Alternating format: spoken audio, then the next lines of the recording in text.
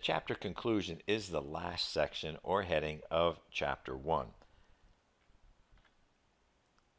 The conclusion provides a quick review of what was in the chapter.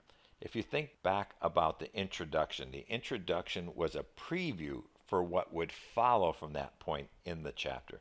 Now here, in the conclusion, it's going to be a review of the most important points in that chapter.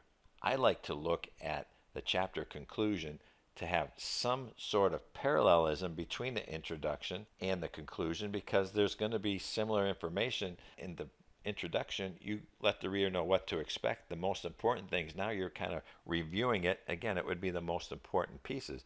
It wouldn't be word for word, and in many cases it would be completely written differently, but the same kind of concept would be alluded to. And I'll give a couple examples of that. I'll show some information and insights in the next following couple slides. I'd like to look at the conclusion of chapter 1 as an opportunity that introduces chapter 2. Most dissertation chairs will ask that you provide some sort of transition from one chapter to the next. And this is the ideal place in chapter 1 to transition into chapter 2. And this may be done simply by the very last sentence of chapter 1 that you say, in chapter 2 you will find, or in chapter 2 the following information will be offered. Chapter 2 contains the following information. Something to that effect that helps to introduce chapter 2 before chapter 1 is completed.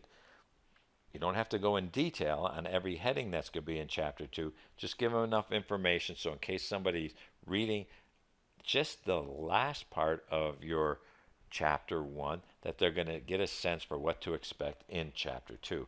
In most cases, you don't need more than 2 sentences, and in many cases, 1 will do it.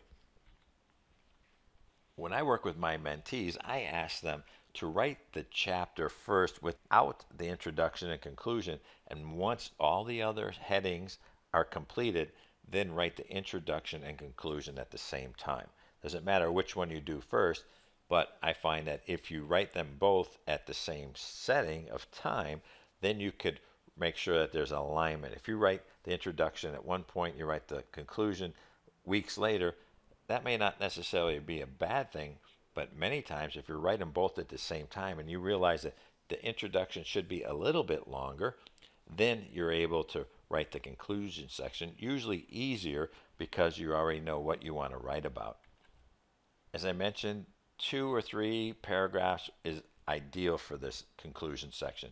A half a page to 1 page is more than enough in most cases. If you have a complex study and you want to provide a little bit more information, maybe you're going to have 3 paragraphs. Now, there's no set guidance. I have had mentees who have had 1 paragraph. I've had others at 2 and 3. So it just depends on what you want to write. I just encourage you that if it's too long, determine, are you giving just the salient points, the most important part, or are you perhaps adding too much information? Oftentimes, doctoral students early on when they're drafting chapter 1 believe that more is better. It's not necessarily so. It's just more, and sometimes more is not better. As I've alluded to in all the other lessons where I've given guidance about how long each section should be, whether it's a page and a half or 3 pages or 4 pages, ideally I offer these guidelines because they are what seems to work well the most. My experiences tell me that if you have 2 pages in a conclusion, it tends to be a little wordy and you lose the reader, when at the end what you want to be able to do is close your chapter 1 in a positive manner that lets the reader feel good about what they read and gets them ready to go to the next page, which would be chapter 2.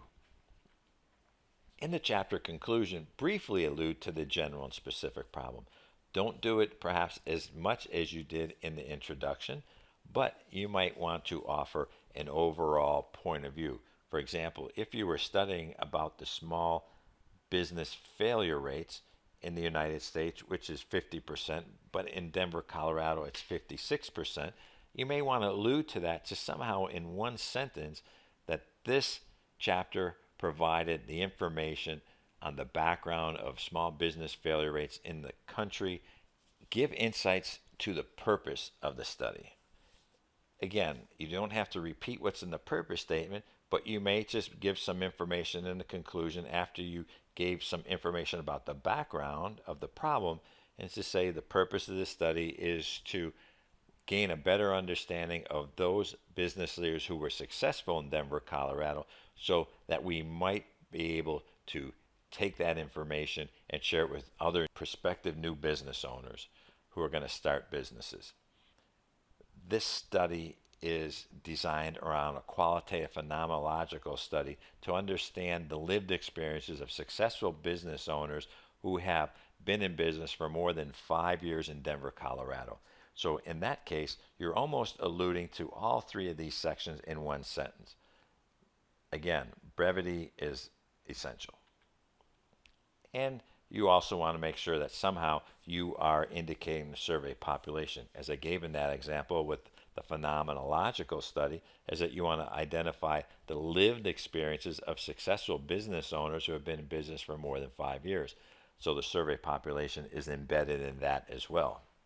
So as you start to look at the conclusion, you're looking at how you can briefly conclude your chapter in a way that gives the most important information.